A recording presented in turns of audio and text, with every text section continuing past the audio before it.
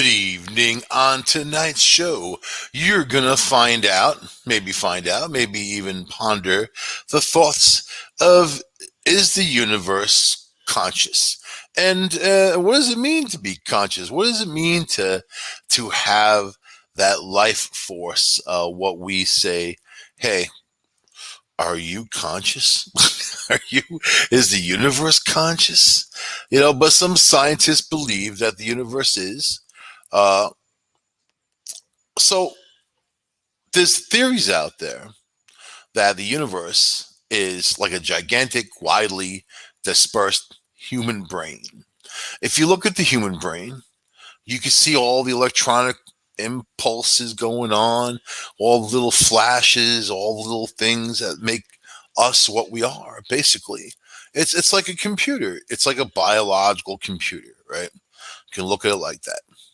So scientists have long questioned how consciousness and science mix. It's one thing that when they're talking about now, especially artificial intelligence, and you know what rights that these artificial intelligent beings that we're creating are going to have. And some people believe they shouldn't have rights unless they have some kind of consciousness about them, right? Or conscious, they're alive. What does it mean to be alive? So two mathematicians with not a lot to do have turned one theory into a crunchable math model. So if you know me, you know that I love my numbers. Numbers, numbers, numbers. Numbers don't lie unless the people giving you the numbers are lying. Numbers will tell you what you need to know.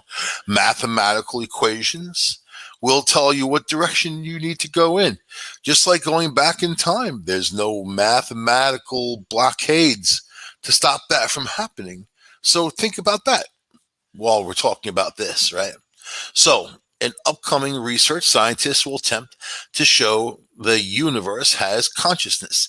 Yet, really, no matter the outcome, we'll soon learn more about what it means to be conscious and which objects around us might have a mind of their own. So, the microwave oven, looking at you, a little weird man. Oh, I have a smart microwave oven, man. You know what I mean? People do that. I have a smart TV. Ooh, you see what goes on in Texas when all those energy companies told people to raise their thermostats to 78? And they had the Nest thermostat all tied into their Google and everything, man. And these companies raised their thermostats, not the people, the companies. And they said they have a legal right to do it. So with these questions of who's conscious and who's not, there's also questions of liability and responsibility. And also, do you want your microwave oven to watch you, to report back? I had bought one of those iRobot vacuum cleaners, right? And it has an app. So then the app, you have to give it all the permissions and basically sign your life away. The app, the robot vacuum app wanted access to my telephone and text records, man. Really? The robot vacuum cleaner wants to know who I'm calling and texting and what I'm saying to people. No, the company wants access to all my records so they can dive in and data mine and do what they want to do with it, right? And of course, I didn't sign that thing up. Of course, I didn't use the stupid thing. So I had an AI robot that I just functioned without the app. So it wasn't as smart as it could have been, but it definitely functioned. So, but the bottom line is they want you to tie yourself in to this intricate system, right? And it's much like a brain, much like being tied in. Look at the internet. Look how it connects to who it's connected to. People in their social media. People can't even separate themselves from their phones. They got in their hand. They used to carry their pocket. Most people carry their hands now. They walk around. It's something that because humans love to be distracted and also addicted. So you have the best of all worlds. The cell phone was designed specifically to capture people, and it is what it did, right? So anyway, here we go. The basic definition of consciousness. intentionally leaves a lot of questions unanswered. It's the normal mental condition of the waking state of humans, characterized by the experience of perceptions, thoughts, feelings, awareness of the external world, and often in humans, but not necessarily in other animals, self awareness. You are aware of yourself. So, of course, cats are aware of themselves.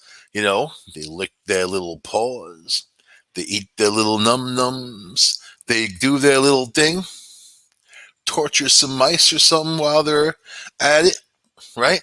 Dogs are aware of themselves. They know that they like to sniff butts. They know that they like to sniff the same butt for, I don't know, forever, as long as they can sniff it. That's dogs. So you think that all animals aren't kind of self-aware? I think if they're out there trying to survive, they're definitely aware of themselves, or fighting for survival. They're aware of themselves. Then we can get even into viruses and things like that. What's aware, if you want to talk about aware? But thoughts, feelings, awareness of the external world, I don't know. That's a very interesting thing around spirit, on what's a spirit, right? So they're leaving spirit out of this because these are scientists that don't function in a spiritual world. And until they do, they're not going to know a lot of things that they should be knowing, the work that they're doing. I think that you have to you know include outside the box ideas into your theories and into the future of what you do if you're in science, right? Or you're just some closed off person working on your math, your little equations, and then never really experiencing these true experiments and or the evolvement of them, right? Anyway, however, one loophole of this knowledge gap is that we can't exhaustively say other organisms and even inanimate objects don't have a consciousness. Humans relate to animals and can imagine, say, dogs and cats have some amount of consciousness because we see their facial expressions and how they appear to make decisions. And blah, blah, blah. And I just mentioned that, right? I jumped the gun. Sorry. But just because we don't relate to rocks, the ocean, or the night sky, and speak for yourself, because I certainly do, that isn't the same as proving those things don't have a consciousness, right? This is where the philosophical stance called panpsychism comes into play. All right. Let's see. It's also where physics enter the picture. Some scientists have posted that the thing we think of as consciousness is made of micro scale quantum physics, basically events and other spooky actions at a distance, right? What Einstein described, somehow fluttering inside our brains and generating conscious thoughts. I have done a show not long ago on unreality, or is reality real, and questioning reality itself, right? Or are you making up reality as you go along, and everything that you experience is something that you created? So the free will conundrum. One of the leading minds in physics, 2020 Nobel laureate and black hole pioneer Roger Penrose, has written extensively about quantum mechanics as a suspected vehicle of consciousness. In 1989, he wrote a book called The Emperor's New Mind, in which he claimed that the human consciousness is a non-algorithmic and a product of quantum effects. Now, if that's true, and in my paranormal investigations, I've come upon the whole quantum tunneling and thinking about how beings, spirits, whatever, what you want, can move around from one place to another. And now we as humans are starting to get into the quantum tunneling and use it and do experiments at this very early stage of development as beings, right? So, okay, let's quickly break down the statements that have been made. What does it mean for human consciousness to be algorithmic? An algorithm is simply a series of predictable steps to reach an outcome. And in the study of philosophy, this idea plays a big part in questions about free will versus determination, right? Or determinism. So let's say you live in a block universe and everything has already happened. There are no choices that you're going to make that aren't understood and known already because they've already been made. And you may think you have free will because you're making these choices, but you don't know because you can only make the one choice, you know? Or you say, oh, I should have done this, or I could have done that, or I should order the meatball parm instead of the eggplant, yeah, whatever. You think that something better would happen from that choice. Anyway, all that stuff would be predetermined. And you're not writing your own history. You're just living it like watching a movie, right? You being stuck, basically. So are our brains simply cranking out math-like processes that can be telescoped in advance? Or is something wild happening that allows us true free will, meaning the ability to make meaningful, different decisions that affect our lives? So, within philosophy itself, the study of free will dates back to centuries, least centuries, but the overlap with physics is much newer. And what Penrose claimed in The Emperor's New Mind is that consciousness isn't strictly causal because of the tiniest level. It's a product of unpredictable quantum phenomena and that they don't conform to classic physics. So, of course, the micro world of physics does the complete opposite from the macro world of physics.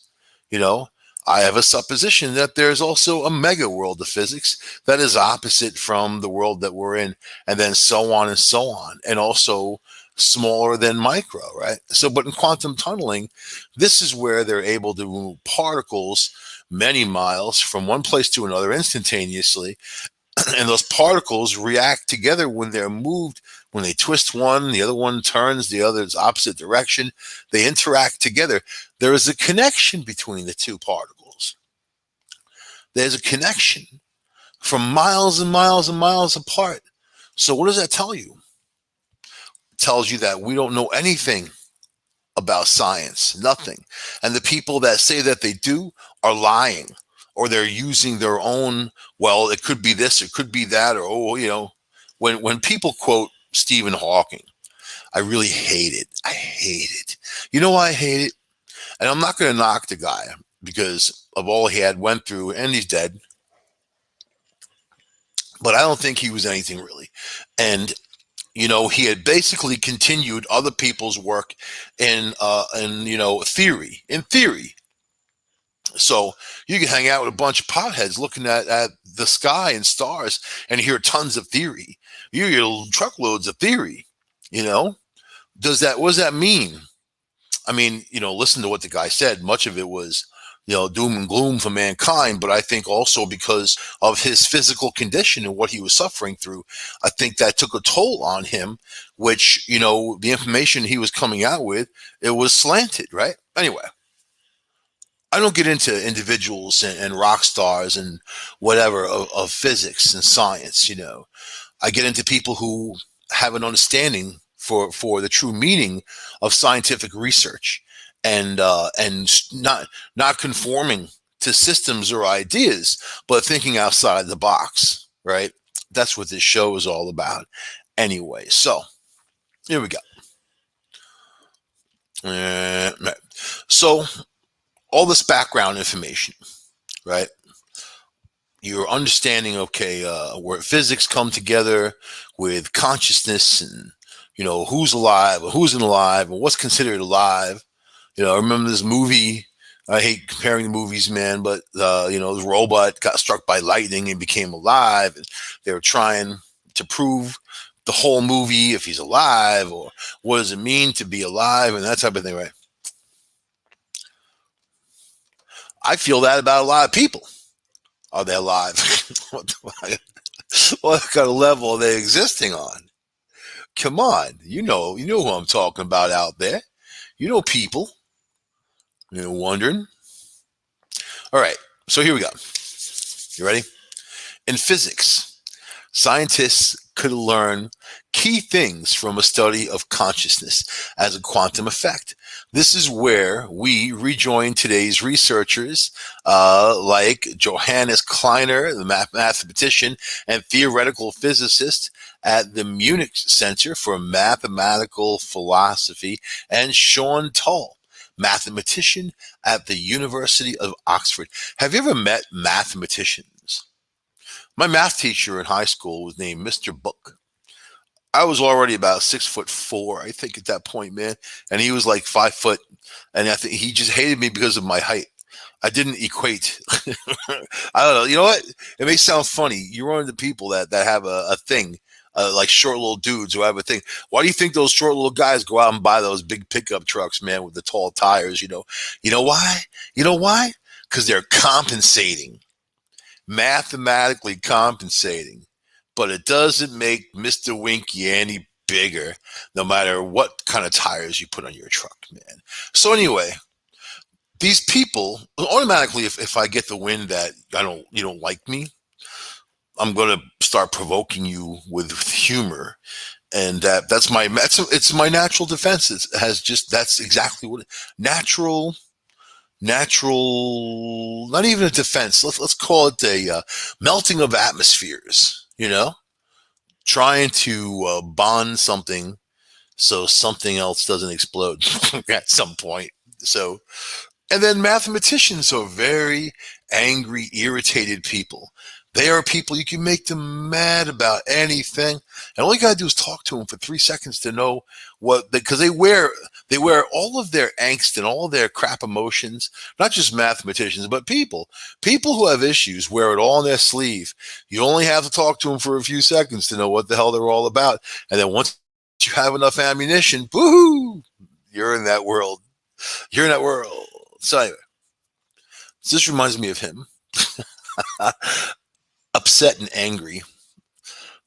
Kleiner and Tull are following Penrose's example in both his 1989 book and a 2004 paper where he detailed his belief that our brains microprocesses can be used to model things about the whole universe. The resulting theory is called Integrated Information Theory, IIT, right? Sounds a lot like the internet, doesn't it? And it's an abstract, highly mathematical form of the philosophy we've been reviewing. So let me cut in. Your computer has applications that it runs. It's got functions. It starts, it goes to sleep, it does all kinds of stuff, right? It has all these different files in a certain order. Obviously, there's an order to everything, because if there wasn't, it would just be a blurt all over your screen, but you have separate files, and most people know what's in their files and what's there and what's there, whatever. People are much the same way. We are separate machines. We have our separate files. We are much stronger than computers in many ways. Maybe not as information rich, but then we use these computers for that. Some people use them too much, and if they can't think of something, they look it up, or they Google it, and people are becoming dumber because of that. If I can't remember something straight away, I don't look it up. I trigger my brain into remembering it, and that's really a good exercise to do. It's a good mental exercise. But I'm not going to knock computers because it's a wealth of information, as long as you're getting information from legitimate sources. But a wealth of information. There's no other way to go, when it comes to, access There are people all over the world now that have access to these materials that they never did before. And this is recent. All this is recent. People being able to read ideas on what's out there in the world, other people and how they're living and that type of thing, a sharing of communities and worlds, right? All of that. So imagine a consciousness of all of that, all of these individuals coming together, moving one specific direction, right? So in IIT, consciousness is everywhere, but it accumulates in places where it's needed to help glue together different related systems. This means the human body is jam packed with a ton of systems that must interrelate, right? So there's a lot of consciousness, you know, or phi, as the quantity is known in the IIT, that can be calculated. So think about all the parts of the brain that work together. For example, to form a picture, right? When you see something and everything that has to happen to get to that point of your perception, you know. So the revolutionary thing in IIT isn't related to the human brain, though. Its consciousness isn't biological at all, but rather is simply this value phi that can be calculated if you know a lot about the complexity of what you are studying. So in your brain, if your brain has, uh, you know, almost countless interrelated systems, then the entire universe must have virtually infinite ones, right? And if that's where consciousness accumulates, then the universe must have a lot of phi. So you're basically coming up with a reasoning of awareness and saying, if the human brain can do this, then we've got this over here that's much larger and more complex, right? Integrated. So the theory consists of a very complicated algorithm that, when applied to a detailed mathematical description of a physical system, it provides information about whether the system is conscious or not, and what is conscious of. So if there is an isolated pair of particles floating around somewhere in space, they will have some rudimentary form of consciousness if they interact in the correct way. So Kleiner and Tull are working on turning IIT into this complex mathematical algorithm, right? Setting down the standards that can be used to examine how conscious things operate. So think about the classic philosophical comment, I think before there I am, right? Well, I think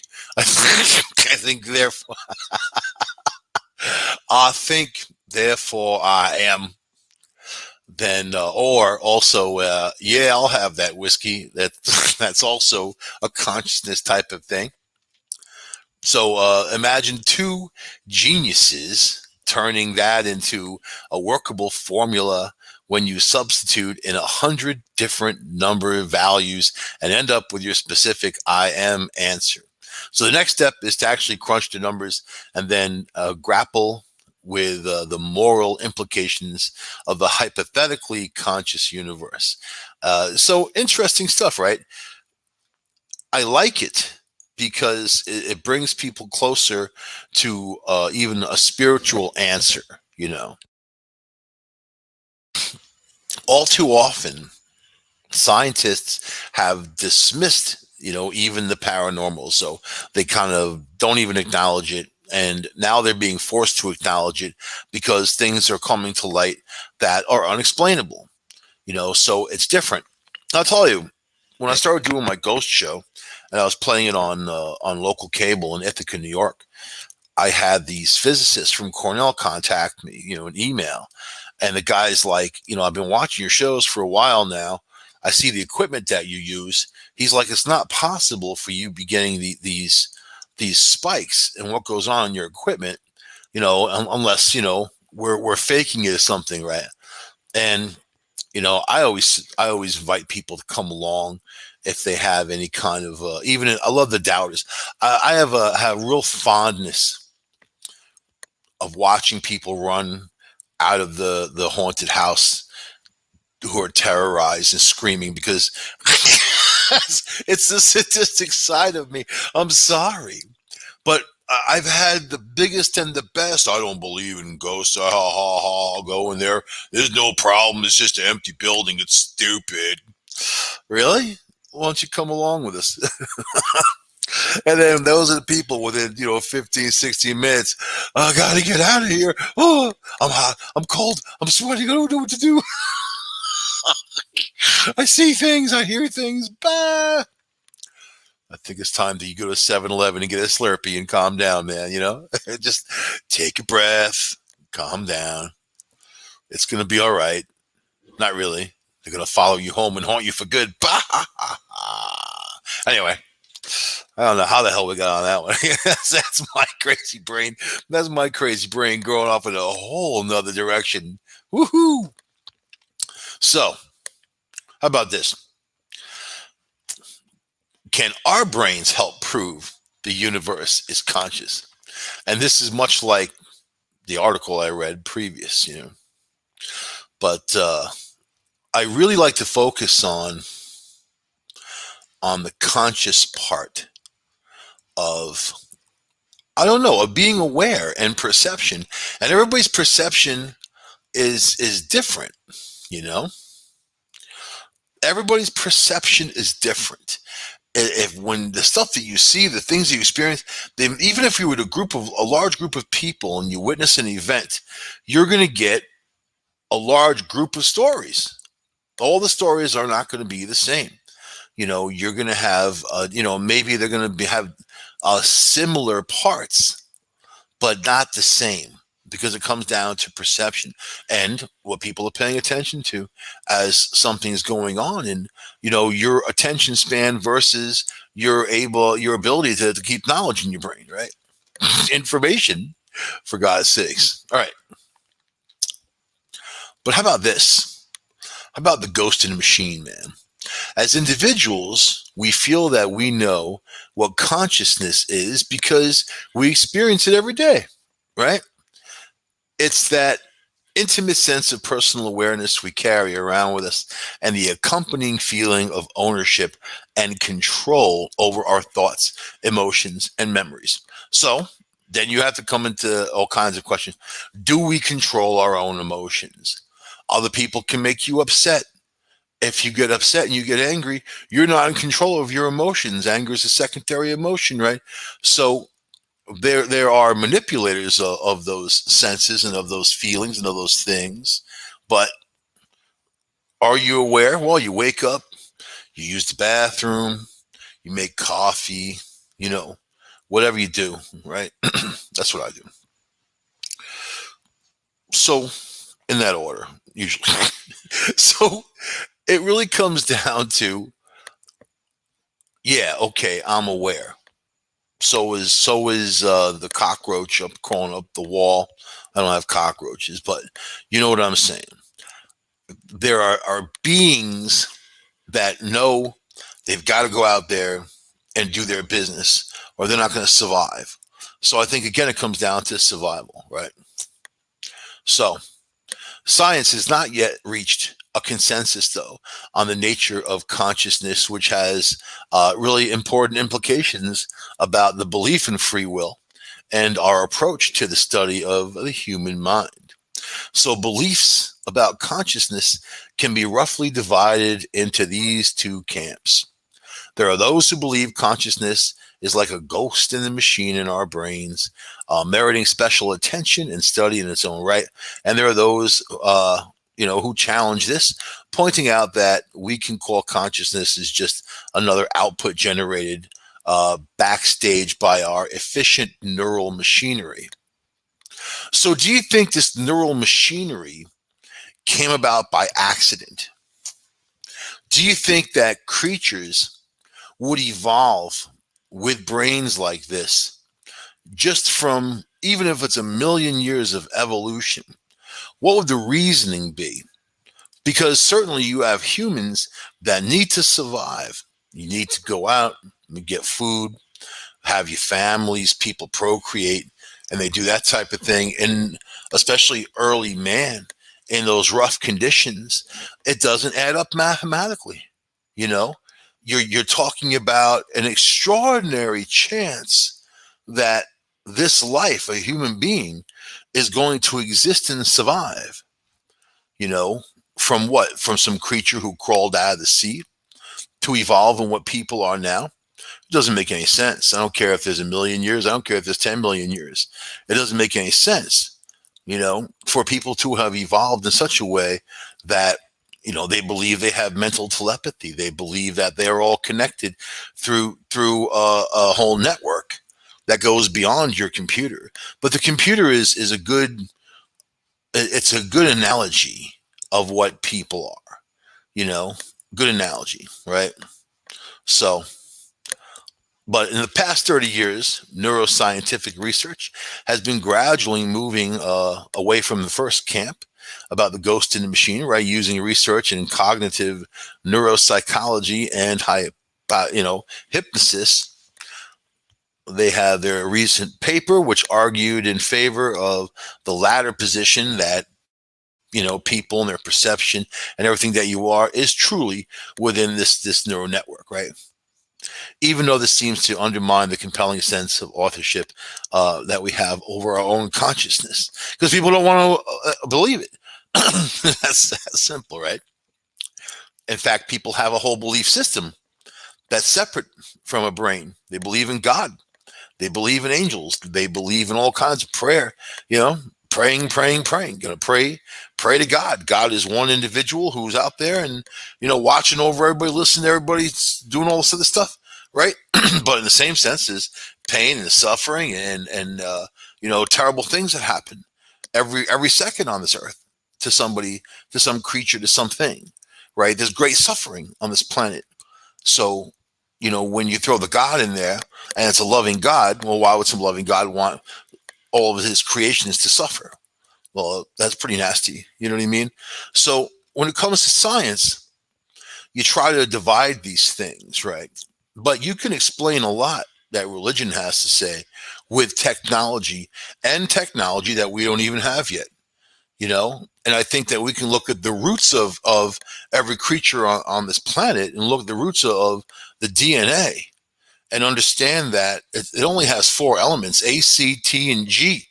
And with those four, you can create any code you want to create genes, whatever you want. And if you had sophisticated enough equipment, you can create whatever you wanted just by basically typing it up, So, all right. Is consciousness special, right? You think you're special? Yeah? Your mom told you you're special growing up. Our experience of consciousness places us firmly in the driver's seat with a sense that we're in control of our psychological world. But seen from an objective perspective, it's not all clear that this is how consciousness functions. And there's still much debate about the fundamental nature of consciousness itself. And it's also taken into account we are not in control of our world. We are limited in our choices. We are a limited species. We need to breathe the air, drink the water, and eat the food, or we die. So, we are also limited. When it comes to where we can go, we can't even go to the depths of our oceans. We can't even go to parts of the South Pole, North Pole, because it's inaccessible. We can't even go into space. We're limited, right? Limited. So. All right, so here we go. One reason for this, the consciousness itself in the debate, is that many scientists have adopted a dualist position over the nature of consciousness. Dualism is a philosophical view that draws a distinction between the mind and the body, even though consciousness is generated by the brain, a part of the body. Dualism claims that the mind is distinct from our physical features and that consciousness cannot be understood through the study of the physical brain itself. And in speaking of the brain, do you know that your heart has its own brain? The heart has its own neural network that functions very much the same way the brain does, you know? And you know how smart your body is when it comes to nutrients and how it moves things around, and your genes, and then how things are made up, where your brain knows exactly where or what nutrients go to your brain and your heart and whatever. I mean, it's an amazing system, what a human body is and what it does, right? So, all right, so it's easy to see why we believe this to be the case, while every other process in the human body ticks and pulses away with our oversight. There is something uniquely transcendental about our experience of consciousness. It's no surprise that we've treated consciousness as something special, distinct from the automatic systems that keep us breathing and digesting.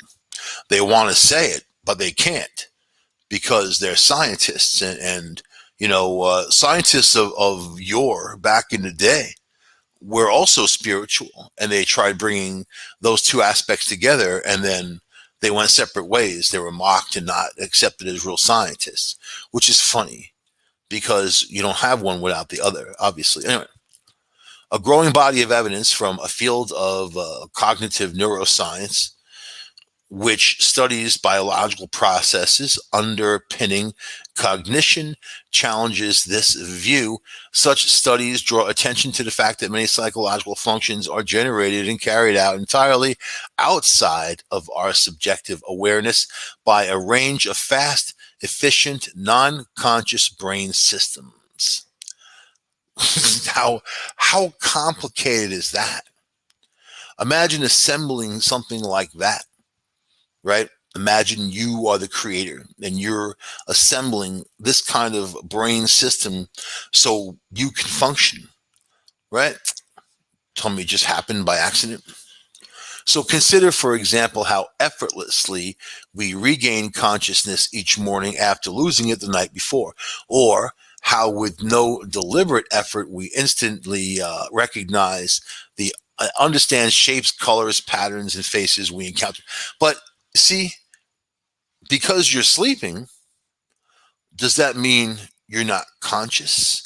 I mean, yeah, you could say it's unconscious, but is there really such a thing if you are conscious? Think about that. So consider that we don't actually experience how our own perceptions are created, or how thoughts and sentences are produced, or how we recall our memories, or how we control our muscles to walk, or our tongues to talk, or, simply put, basically, we don't generate or control our thoughts, feelings, actions. We just seem to become aware of them, which obviously, if you're going to choose, hey, I've got to go to this place and get a coffee, whatever, and you're choosing how many sugars you want in there, and you want what kind of milk you want, or if you don't want milk, right, some oat milk or something like that, that you're not making your own decisions, that you're just functioning, and you're aware of the functioning without having any kind of understanding of what you're doing. Or you do understand what you're doing, but you have no control over what you're doing, right? So a recent paper argues that consciousness involves no separate, independent psychological process distinct from the brain itself, just as there's no additional function to digestion that exists separately from physical workings of the gut. But you see, the system is input, process, output. The system understands about digestion. You don't have to do too much. Eat the right stuff, maybe. Maybe there's things you don't want to mix together, upset your stomach. Chinese food and Mexican food, probably not a good idea. But people do, Sushi and pizza, maybe. But people make their own choices, which brings you to a bathroom, right? But does your body need to think, okay, how am I going to digest this food? Where am I going to put the nutrients? I just talked about the whole railway of nutrients, right? And how smart the body is, aside from you. It's not you making these decisions. It's not you telling yourself to breathe. It's an automatic function. It's something that is in your system. It's in your brain. It is you but you're not causing it to happen. You can control your own breathing. You know, if you stop breathing, you know what happens there, right? But you breathe all night long. You breathe all day long. It's a function that your body tells you to. So, all right.